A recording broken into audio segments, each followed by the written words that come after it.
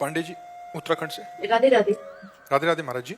गुरु जी, क्या उपवास में नियम धर्म पालन करके मनोकामना की पूर्ति होती है? हाँ बिल्कुल होती, क्यों नहीं होती। वामन भगवान का प्रादुर्भाव ही व्रत से हुआ था।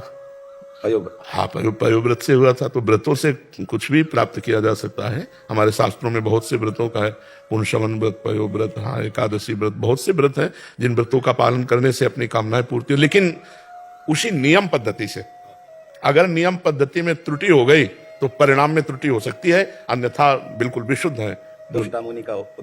त्वष्टा मुनि का हाँ वृत्तासुर, हाँ उसमें। और इसमें भी मरुत गणों के अवतार में भी आता है।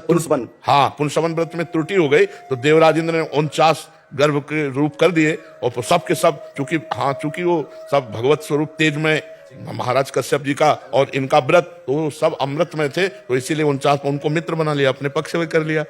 मरुत गण जो 49 मरुत है, ये व्रत की त्रुटि से हुए थे। व्रत की त्रुटि हुई, देवराज इंद्र गर्भ में प्रवेश किए। और हाँ, तो अगर व्रत की त्रुटि हुई तो फल में त्रुटि हो सकती है, और अगर भगवान का आश्रय लेकर व्रत किया जाए तो व्रत में त्रुटि होने पर भी फल में त्रुटि नहीं होगी।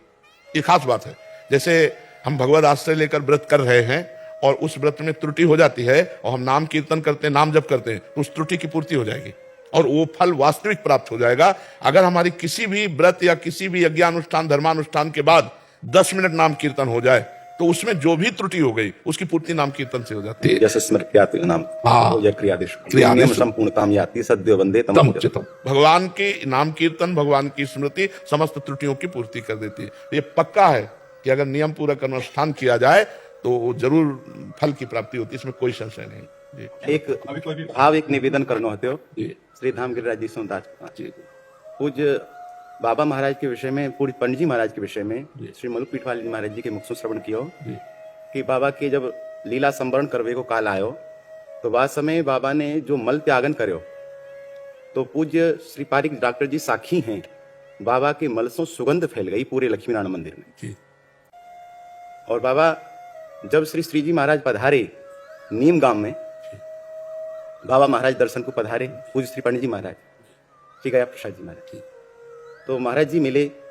महाराज जी ने बाबा से आग्रह करो कि बाबा आज तो हमारी पास रात्रि भर वास करो।